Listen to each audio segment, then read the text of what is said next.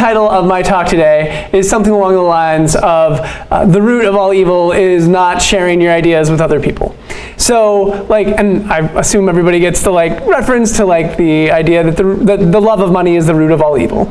And of course, as well, I agree with what my grandfather said about money, which is that it is congealed sweat. So it's basically effort that has been, stored up by somebody, and that can now be expended in some other way.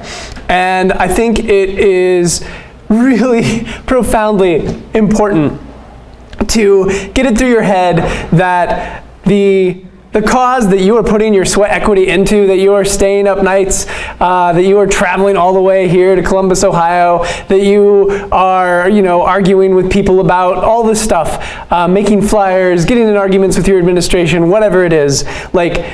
If it's worth your time, it is worth other people's money.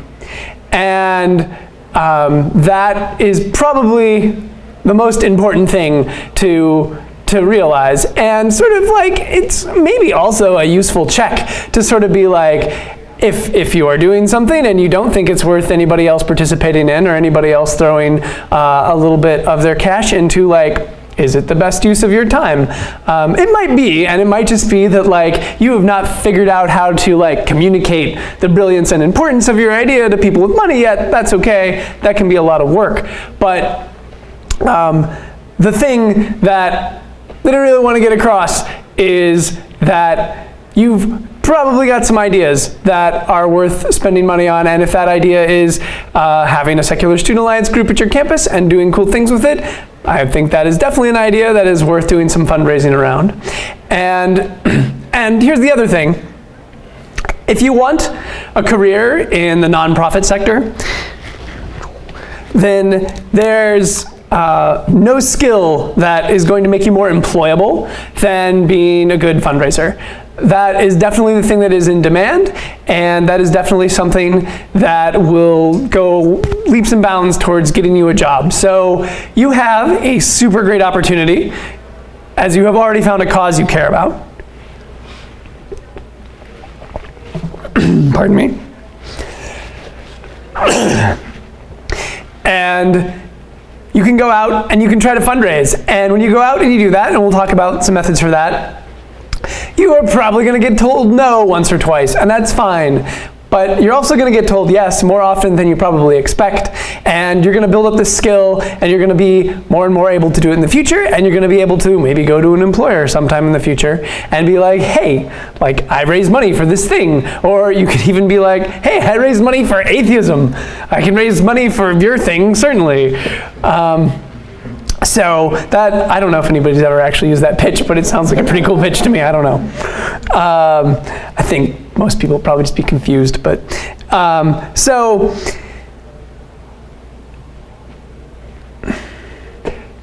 the mentor who kind of helped me go from just to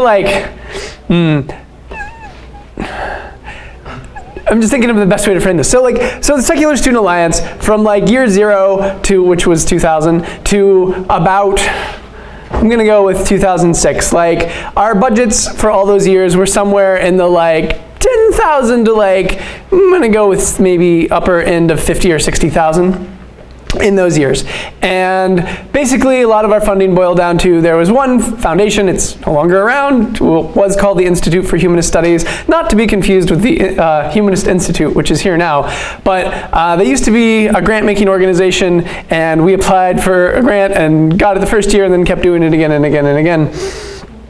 And that was essentially all of our money, until I ran into a guy named Woody Kaplan, and he talked with me about the stuff that I'm going to talk with you about today, which is one-on-one, I'm going to say board-led, although in most of your organizations, board-led, staff-supported, in most of your organizations, there's no distinction between the board and the staff. It's all volunteers. But we'll call it board-led, staff-supported, donor cultivation. And with primarily that one hammer, the Secular Student Alliance went from that like $50,000, $60,000 kind of range up into the like $900,000 a year kind of range. I will say that if I had it to do all over again, like I would have changed a lot of things, and I would have put in some more diverse tools earlier on, because one flag I'll give you about like individual donor cultivation is it's very, very easy to kind of cultivate a handful of donors, and then suddenly you're like super dependent on a very small number of people. That's not necessarily a position you want to be in, but that's a way, way better position to be in than not having money to do your thing. So there's a story that Woody likes to tell of when he was he was very involved with the American Civil Liberties Union for many years as a board member, and he was hanging out at the office, and well, I'm skipping ahead, but whatever. The fellow who was the executive director of the ACLU at the time was a guy named Ira Glasser, not to be confused with the This American Life host Ira Glass, but a different guy, Ira Glasser. And Ira was reading the New York Times one day, and he sees that there's this article that this guy named Saul Polyak has given $3 million to the Columbia School of Journalism to study the First Amendment and how it has worked and how it has been attacked and protected, et cetera, et cetera. And Ira's like, like that's really interesting. The ACLU does things with the First Amendment. I wonder if he's on our donor rolls. So Saul picks up the phone, calls his donor, his fundraising department, and is like, hey, like, does anybody named Saul Polyak like give money to the ACLU? And they're like, yeah, no. And so then he, is like, oh, that's weird.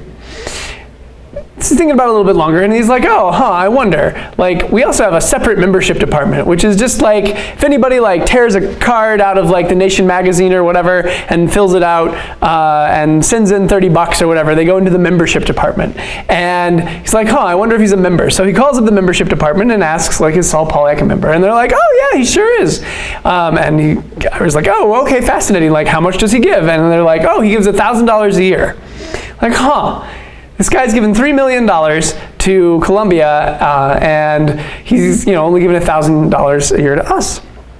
It's like, that's interesting. So anyway, Ira goes and finds Woody, and he's like, hey, Woody, come with me. I need you to like, be a board member and play second fiddle. So they figure out that Saul is like 3 blocks away from the ACLU office, and they like call him up, and Ira's like, hey, I don't know if you know me or not, but like I'm with the ACLU, and I was wondering if you had time to meet. And Saul's like, oh, well, yeah, Ira, I know about you. Like, yeah, absolutely. I would love to have you come and talk with me. So they like, go over, and they're chatting, and they connect on all these different levels. They were both, they both had parents who were immigrants, and like they were both from Jewish families, and like just all the stuff in common is clicking and clicking and clicking and whatever.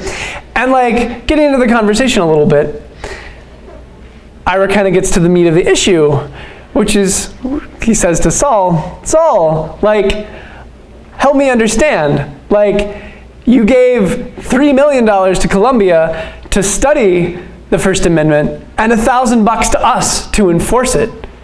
What's the deal? And I'm guessing a few of you know what the answer is. Anybody want to take a stab? They asked. Exactly. They asked. And then like Saul and Woody asked, and they got some money. But anyway, the point is that there are a lot of organizations out there, and honestly, like, there are a lot of people that would like to, that resonate with your issues and resonate with like a zillion issues.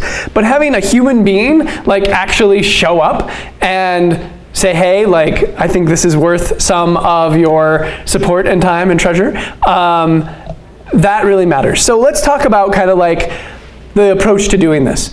Now, this approach is an approach that may or may not exactly work for your student groups right now, but knowing about the approach will help you get your group into a position to do it. So the thing is that you need to start off with this method. You need to start off with some people who have given you money. Now, you may be thinking like, how do I get to those people in the first place if I don't have anybody who's giving us money?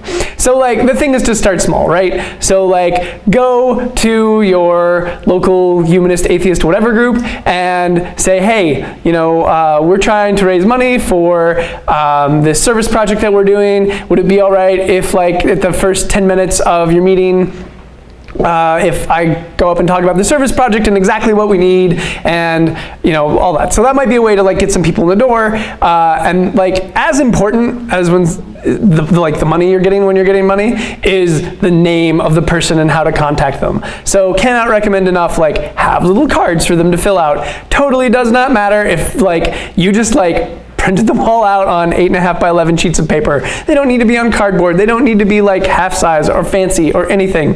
The point is just to have some mechanism to record that information. But okay, so we can maybe talk about like how to get other donors, but the idea is get some donors through the door.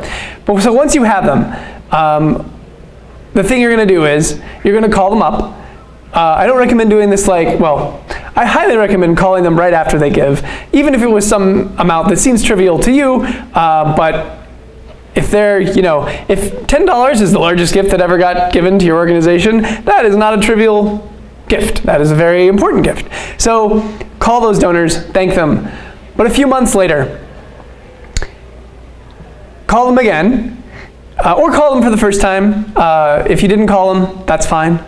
Call them again, or email them, that's fine too. There's a lot of debate over if like calling or emailing is all right. Email's actually fine. If they don't respond to the email, then you can call them. Or Facebook message them, or whatever. But what you're gonna ask for is you're not gonna ask for money. You're gonna call them or email them or whatever it is, and you're gonna ask for a meeting.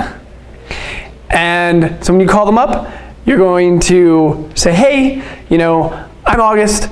I'm with the Secular Student Alliance, and you gave us $10 for our service fundraiser, you know, 6 months ago, and I was wondering if you had some time to sit down with me and let me tell you how it went and kind of what we're thinking about for the future, and most importantly, like, let me thank you for your support and talk about your future support.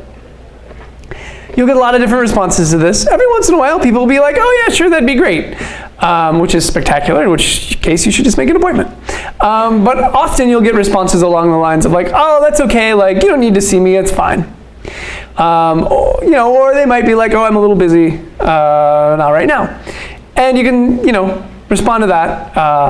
And I just strongly encourage you to push past that initial response. And to you know, be like, oh, I understand, I'm very busy too. Or I understand, like, you would really be doing me a favor. Our donors are absolutely essential to our group being able to function and to have funds to get the things done that we want to get done. And we really need, and I really want to connect with you to understand, you know, what it is made you passionate, and you'd really be doing me a favor because I really want to understand our donors better. If they still say no, then, you know, if you're really feeling bold, push the third time. But that's a lot. But anyway, bottom line, the idea that they're doing you a favor maybe will help them have that meeting. So set up the meeting, and when you go to the meeting, while you're there, like, it's probably a really wonderful thing. I would highly recommend to have some sort of, to have your ask planned, and like what you're going to ask for. Have a specific thing. I highly recommend that, although it's not actually essential. And when you get there, you know, obviously thank them, and then start asking them questions about, you know, how it is they got involved in the movement, how they were pulled over to the dark side of being a heathen, you know, how they found out about whatever group it is they found out about, how they found out about your group. And really, during that time, you sort of want to go for an 80-20 kind of thing where you are talking only 20% of the time and you're letting them talk a lot more. And you are basically letting them get themselves excited. And the trick is that you really do want to use that 20% though. You don't want to use that 20% to just say, oh yeah, that's interesting. You want to use that 20% to weave in the things that they are passionate about with things that you think the group could do more of, or ways in which your student group is already doing those things on campus. A lot of donors, a lot of older people really love the idea of sort of, oh wow, when I was in campus, I felt really lonely. There were not other atheists or humanists that I could connect with while I was on campus, and it's really spectacular to have that, on campus now, and I'm really thrilled to be paying that forward. That might be their motivation, it might be something else. Listen, try to weave it in, but that's a very common thread, and you can just try to, when you hear it, talk about all the zillions of times that your group has done exactly that, and how you've got this community, and about how you're giving a voice to atheists, and how, if your group's been around for more than a few years, then your group has already produced alums who are out in the world and are, living their secular values and advancing their secular values. So whatever it is, weave it in. And I would say you will eventually develop an instinct for when they're really excited, but honestly, it doesn't matter that much. I would say 20 or 30 minutes in to the meeting, assuming things have not gone horribly and they haven't just told you about how they're suddenly bankrupt or something like that, that's when you want to make an ask. And I'll go through an example of the ask, and then we can kind of deconstruct it and think about some specific parts. So it will go something like this. Trevor, thank you so much for your past support to the Secular Student Alliance. It has really made a huge difference to us. We've really been able to do some great things with your support. Would you be willing to consider a pledge of $10,000 to the Secular Student Alliance at Liberty University this year? Have an answer? I don't have that money, August. That's okay. That's okay, Trevor. This other donor. But there you go. There you go. Right. So, okay, several things there. One, start off with thanking them. Two, you're asking them for a specific amount. I've never had it happen, but I've heard stories of donors walking out when they weren't asked for a specific amount. I wouldn't worry too much about that, but ask for a specific amount. And that specific amount in particular, you don't know this because it's not true, but in my theoretical example, Trevor had given $1,000 before. You want to ask for 10 times whatever their gift was before. I know that sounds crazy, but that is basically, the idea there is something called anchoring, that you are kind of setting their expectations high. And also, if they responded to that impersonal ask beforehand, whatever it is, if you were just talking to a whole group of people and we're asking for $10 for your potluck, or whatever it is, or service project, I mean, odds are with that personal connection, they're going to be willing to do more. I will say in my experience that 10-20% of the time, I get the 10 times more. Much more frequently, I get something in the middle. Sure, sometimes I get told no. However, I have personally never had anybody who was offended. Most people like the idea that you're thinking of them as both a generous person and a person of capacity. People like to be thought of in those ways, and you're demonstrating that you're thinking of the person in that way. It can be scary, but it is worth doing. Also, if I said it right, I asked for a pledge this year. So the person doesn't need to be constrained by, oh gosh, how much do I have in checking right now? Can I write that check? they've got some time because you've got this year. Now, if you're making that ask in December, what does this year mean? I mean, leave it up to them. Like, maybe that means in the next 12 months. Maybe it means before January 1st. Most people do a lot of their giving in December anyway. Well, most people who are in a position to give like more than a small amount to charity tend to do a lot of their giving in December. It also sort of sends this signal that like you're not desperate. Because it's not like you need the money to keep the lights on next week. You just, you're planning ahead and you want to have their support because you have this big vision and you want to get there. Also, you specifically mentioned the organization it's going to.